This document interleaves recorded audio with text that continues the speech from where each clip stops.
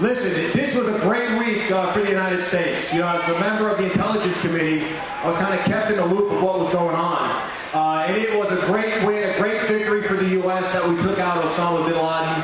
And everything to go to the SEALs, but the other people that we have to remember that haven't gotten a lot of press is our intelligence community. Those folks that are the nameless, faceless folks that are the ones who actually found him, kept him under surveillance, and guided our SEALs in there to take care of business. And so we got to make sure that our intelligence folks get just as much credit as the Navy SEALs. You know, it is a tough time right now in Washington, as you can well see. We are struggling with a lot of issues, but we are holding strong. The freshman class, the Republican conference, the next big debate is the debt limit coming up. We are holding strong. Speaker Boehner has said there will be no raising of the debt limit. We are telling the president that until you cut up the credit cards, we are not raising your credit limit. The budget that we put forward cut $6.2 trillion. $6.2 trillion.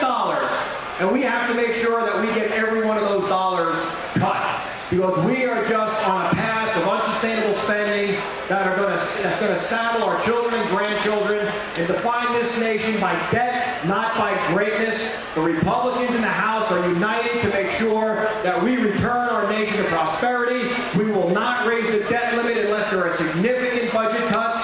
We are working to make sure that Medicare stays sustainable for future generations. We are doing so many things on your behalf.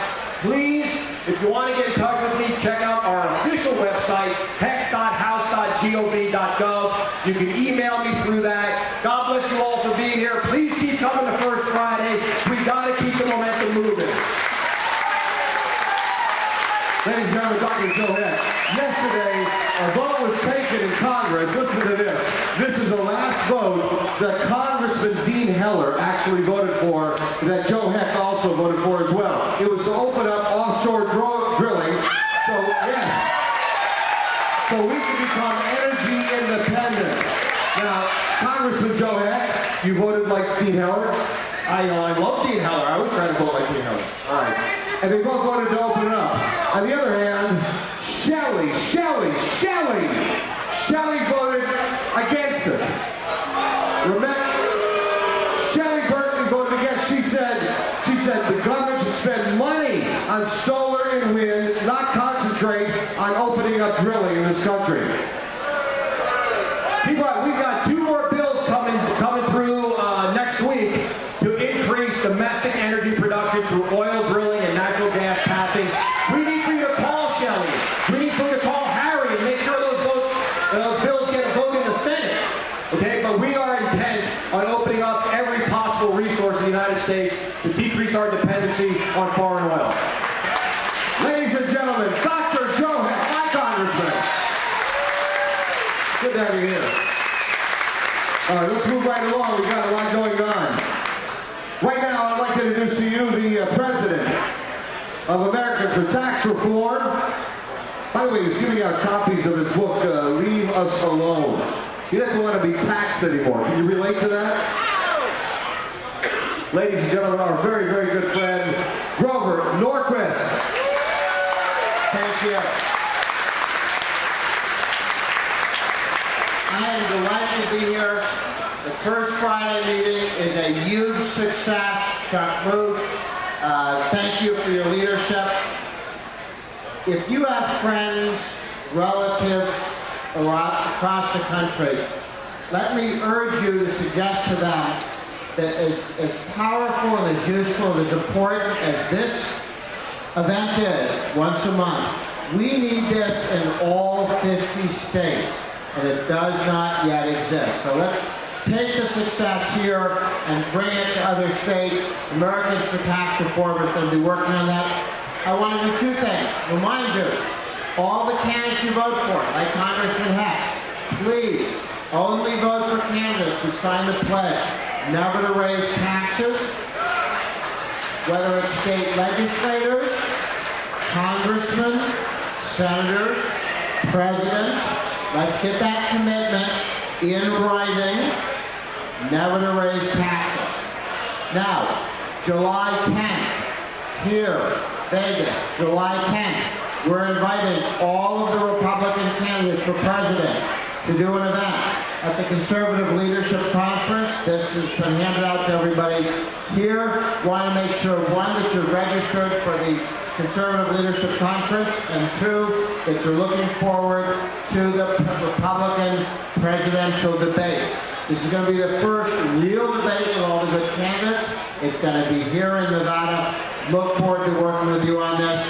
And guys, we're going to win because, as Congressman Heck says, the other team has created problems that begin with trillions. And the solutions that we have to have to that are in the trillions of reduced spending. Thank you very much.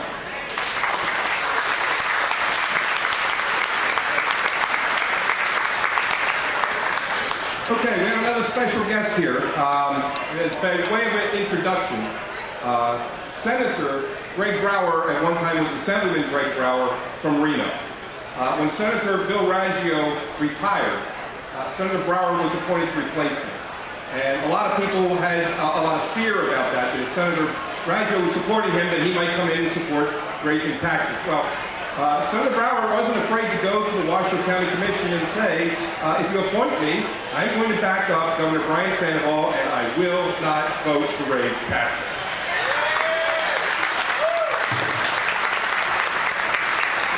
That's the good news. Now, the bad news is, because of redistricting, they're going to redistrict Senator Brower out of Reno. They're going to lose that Senate district. It's going to come down here south. So he was a man without a home, but he is now a candidate for Nevada's 2nd Congressional District. So I'd like to welcome him and introduce a lot of us from Southern Nevada who don't know Senator Brower, and let him say a few words. Senator Brower? Thank you, Chuck. Thank you, Grover, for being here. Thank you, everybody. Thank you, Congressman Heck. Let me tell you, first of all, that I might represent Washoe County in the state senate right now, but I grew up here in Las Vegas. My heart's here in Las Vegas, and I really appreciate everybody being here. What a tremendous turnout this is. You heard from Joe Heck tell you a little bit about what's going on in Washington. Let me just tell you briefly what's going on in Carson City. This week, the Democrat legislative leadership unveiled what would be the biggest tax increase in state history. And I'm here to tell you, on behalf of my Senate colleagues, my Assembly colleagues, Republicans that is, and the governor, that it's not going to happen. Rest assured. I don't need to tell this group that in order to pass something like that, the Democrats need a lot of Republican help, and they're not going to get it. The governor couldn't be more clear on that. Senate Republicans couldn't be more clear on that, and we'll make sure that the Assembly Republicans are just as clear. So thanks again for being here. Rest assured we're working hard in Carson City. We're hanging together as Republicans, and when this session is over with, we will have fulfilled our promise to balance this state's budget without imposing job-killing new taxes on Nevada individuals and Nevada businesses. Thank you very much.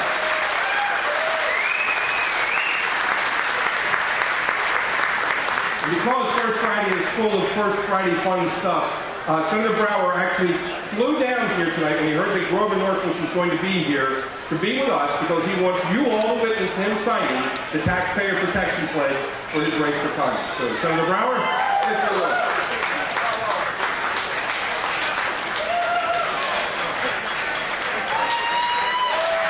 All right, let's hear it. Thank you, Grover. Okay, to introduce our special VIP guest tonight, I'm going to turn this back over to the conservative voice of talk radio, Mr. Alan Stock. Thank you, Chuck Muth. Ladies and gentlemen, 2 years ago, April 15th, 2009, Barack Hussein Obama had just been president for a couple, 3 months. We held the very first Tea Party rally in the history of Nevada, and it was held at Sunset Park in Las Vegas. Remember that? We expected and hoped for maybe a few hundred people. We wound up with over 3,000 people. The morning started out, and it was cloudy and overcast. And as the time progressed that we got this going, and the next band came out to speak, the clouds parted, the sun came out, and it was warm and beautiful, and we really had what I consider to be a whole lot of hope. Last night, this band participated in the first real debate of the next presidential campaign. It was in South Carolina. Frank Luntz from Fox says that this man won the debate. I don't know what you think about it. And we are fortunate to have him here with us this afternoon. I'd like you to give a great big, warm Las Vegas welcome to a man who could well be our next president of the United States. Ladies and gentlemen, Herman Cain.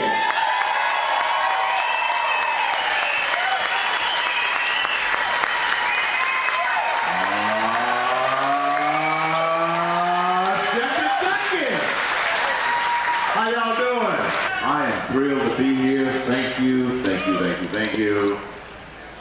As Alan said, when the Tea Party movement got started in early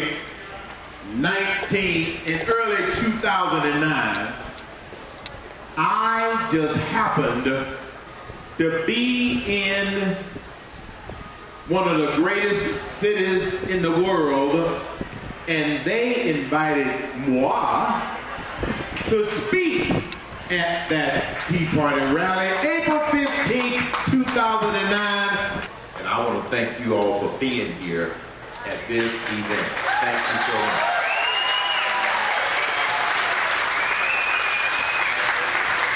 Now, some of you may have heard that I might be running for president of the United States of America. You may have heard that. Well, in January, I announced my exploratory committee in order to dip my toe in the water to see what type of reaction I would get in Greenville, South Carolina. I participated in the first Republican primary presidential candidate debate, and even though only 5 of us showed up, the other 10 that didn't show up are now wishing they did. They are now wishing that they did.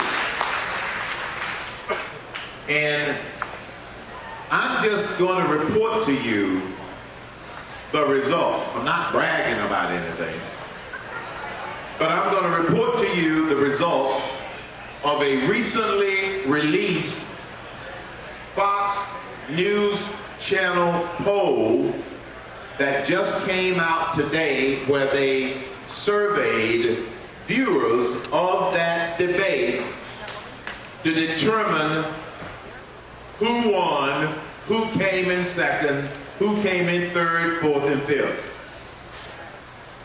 The actual results from this official poll as to who won the presidential debate last night, Herman Cain with 53% of the vote.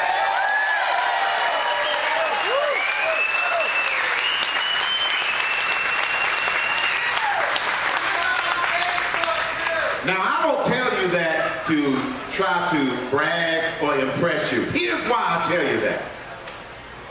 It's for the same reason that Chris Wallace asked me last night. He said, Mr. Cain, one of the big criticisms of you is that you do not have experience holding public office.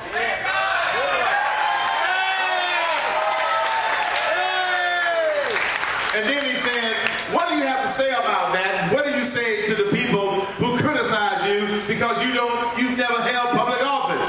I said, well, I'm proud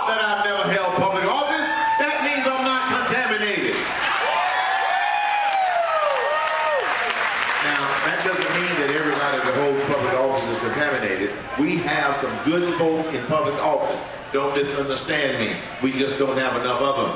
Yeah. And then another thing I said to Chris and that audience, you're right.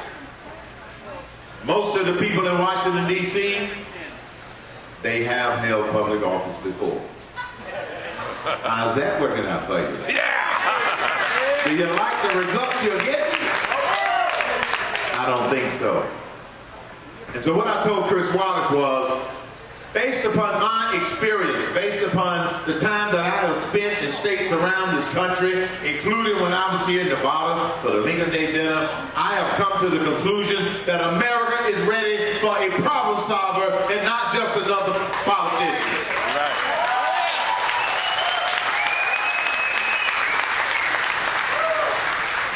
So that's why I'm happy to be here.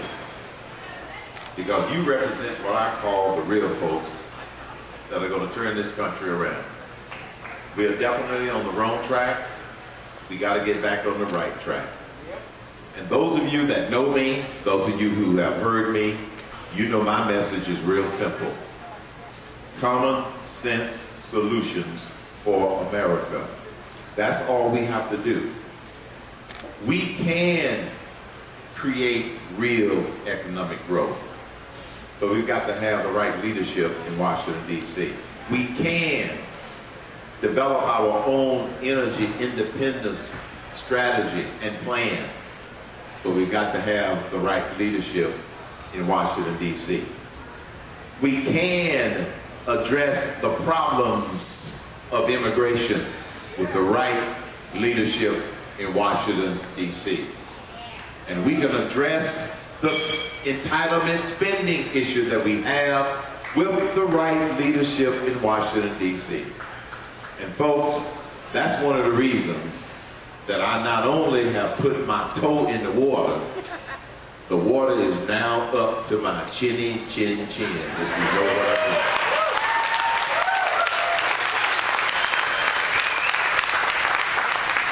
And for those of you that like to travel, save the date, May 21st.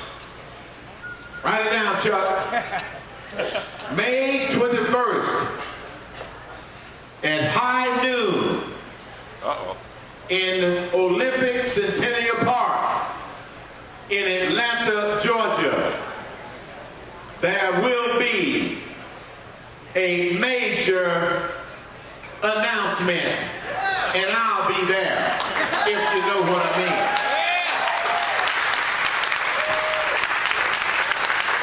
So if you just want to get away for a day or two, come on down to Atlanta on the 20th and the 21st. Because we set several criteria out, we laid out several criteria in order to determine a go, no-go decision. And up until last night, we had exceeded 3 of those criteria. And then as of last night, that 4th criteria took off. And we are now exceeding all of our criteria to make that decision to go or no go. And so on May 21st in Atlanta, at Olympic Centennial Park, we will be making a major announcement about what I'm going to do to help turn this nation around and get it on the right track.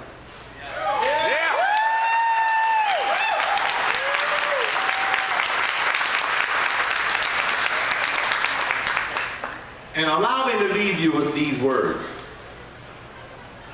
And these are the words of one of the greatest conservatives that we knew in our lifetime, the Gipper. Yeah.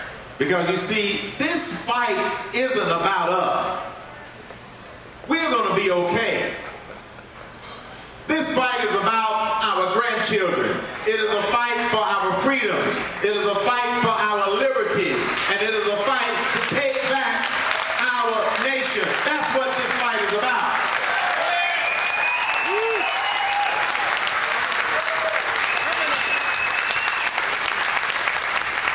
And as the Gipper reminded us, freedom is never more than one generation away from extinction.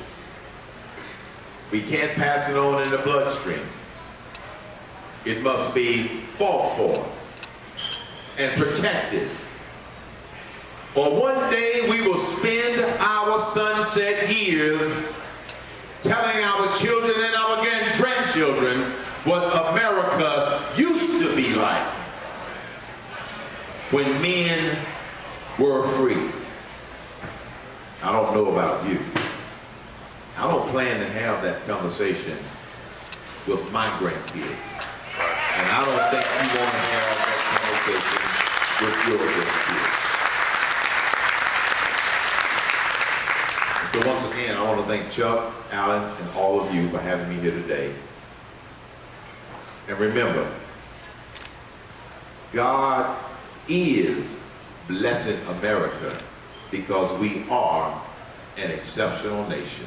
Thank you very much. Yeah. Ladies and gentlemen, Herman Cain. Let's hear it for Herman Cain.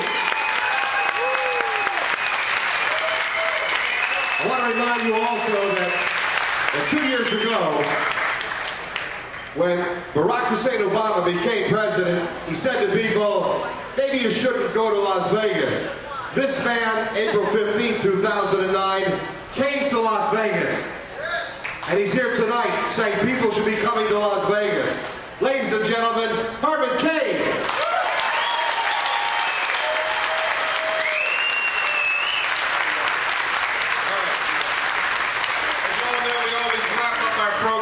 Special toast, so grab your drinks and prepare. Herman, we haven't told you how this goes yet, but you're a pretty smart guy, and I think you're going to be able to catch on to this pretty daggone quick, all right? Ladies and gentlemen, the United States Army. The United States Marines. Navy SEALs. Hang on. To the United States Air Force. The United States Coast Guard. United States Army. Ladies and gentlemen, to the United States of America. Navy. What happened to the Navy? Hang on. We're getting to the Navy. Not only to the United States Navy, but to United States Navy SEAL Team 6. And ladies and gentlemen, that made it all possible to the United States Constitution of America. Thank you all for coming. The bar is still open. 2-for-1 drinks. Tip generously, please.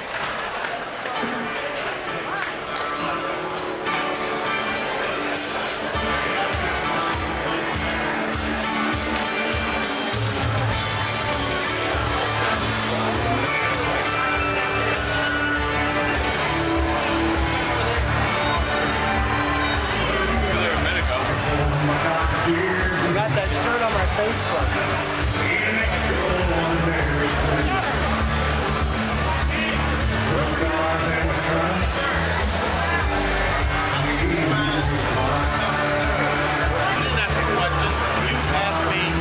You made a statement about me not supporting the Federal Reserve.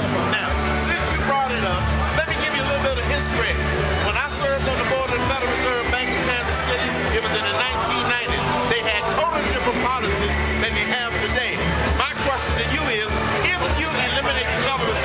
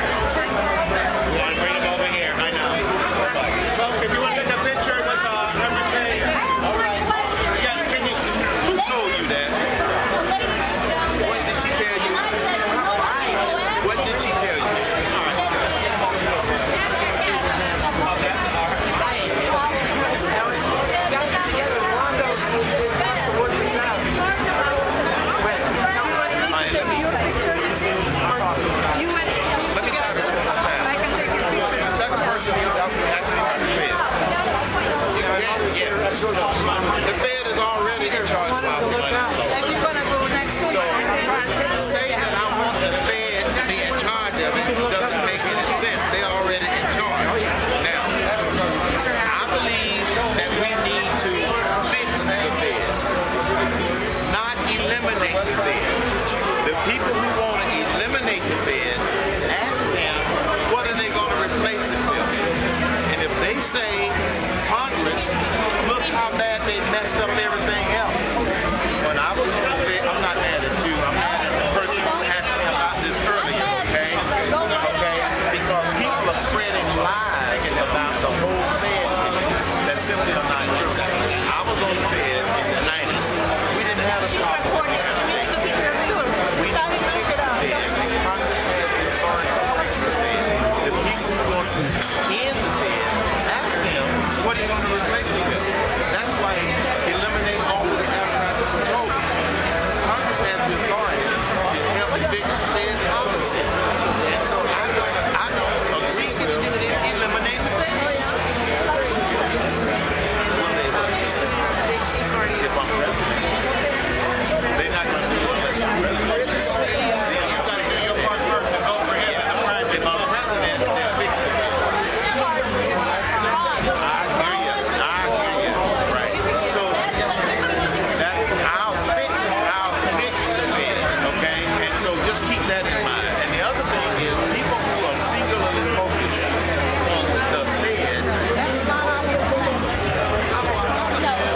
The economy is not growing, and we don't have energy independence. That's more important than worrying about the Fed. That's what I'm saying. So I'm not mad at you. It's just another